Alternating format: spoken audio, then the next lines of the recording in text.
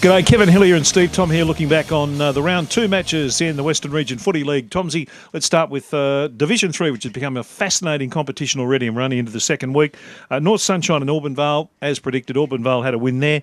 Wyndham Suns, the surprise packet of Division 3, had a win over Braybrook. Sanctuary Lakes got on the winners list for the first time, beating Tarneet. And Parkside, after what's been an absolutely unbelievable off-season for them, had an 8-point win over Laverton. Yeah, well done to Parkside. Well done to all the winners, but Parkside, they will improve now. I say from a loss last week, from what it was 4 weeks ago, when the doors were still nearly going to be shut. We didn't know what was going on.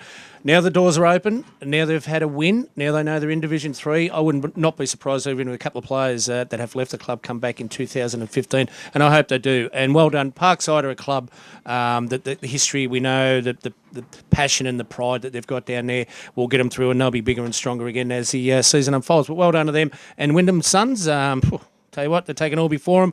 We'll talk about it during the week, but Auburn next week, what a game that's going to be. Absolutely. Division 2, the winners in round 2, Wyndham over Caroline Springs, West Footscray over Sunshine Heights, North Footscray had a win over Glen Auden, and Manor Lakes had a win over the Yarraville Seddon Eagles. Probably one of the big stories out of that is Yarraville Seddon Eagles recruited very well over the off-season, thought they were going to be one of the big sides. They haven't got a win yet. No, they haven't. We spoke about it earlier on during the radio broadcast that they don't panic yet, Yarraville Seddon Eagles, but, Zip 2, another tough game next week. If they drop that and you zip 3, then you do start panicking a little bit, because when you've recruited well and when you've got pretty good expectations of a season coming up, the early part of the season as a coach and a match committee, you'll be thinking, are we on the right track? Are we not? So next week's game is just so important. But some of the wins there that you mentioned, it was great to see. Sorry, the Div 2 one, Kev.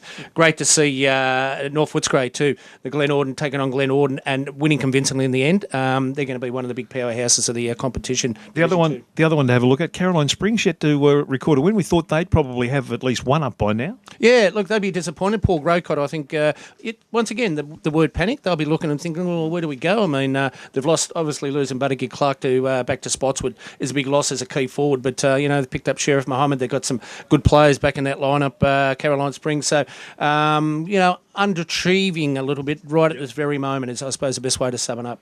You mentioned Buttigieg Clark. He returned to Spotswood, his junior club, and kicked 5 goals in their first win of the season when they knocked off St Albans. Deer Park, too good for Altona. Sunshine, their first game of the season, they recorded a win against Albion. And the match that we covered for the radio, Hoppers Crossing, just too good for Port Melbourne Colts. Yeah, look, Paulcults, they'll be disappointed, they'll be hurt and losing. But after half-time, they changed it around a little bit. They showed a lot more intensity, a lot more game structure. I mean, they're a young side. They're probably a side at this moment that isn't good enough to be in the top 5, and this is after round 2. There's a lot of football to go, I know, but they've got a lot of development to continue on, Paulcults.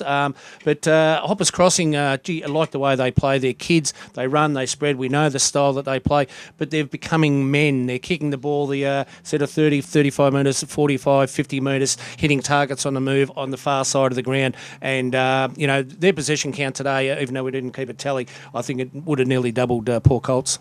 All right, that's our wrap of round 2 in the Western Region Footy League.